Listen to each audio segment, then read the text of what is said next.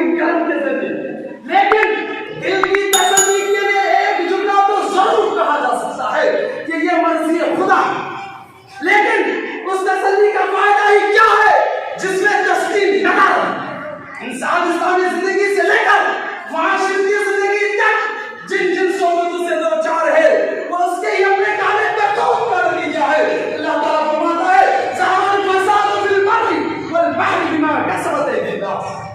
افسوس کہ مسلمانوں میں مسلمانی باقی نہ رہی. عقائد غلیظ ہے تو شرک و بدعت کی کثرت ان کی گھٹیوں میں پڑ چکی.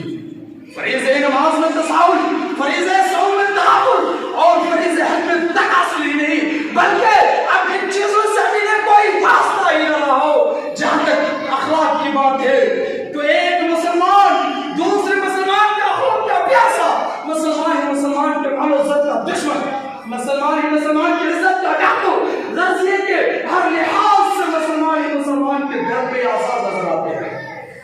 ایسے پرخطر حالات میں علماء پر یہ بھاری ذمہ داری عائد ہوتی ہے کہ حالات کا مقابلہ کرتے ہوئے انہیں الفت و محبت, عظمت و شرافت, ہمدردی و بھائی چارگی کا ایسا پیغام ادا کرے جس سے پوری انسانیت, پورا معاشرہ ایک ذات وحدہ شریک کا حامی بن جائے اور اس کا حسن مجسم بن جائے جس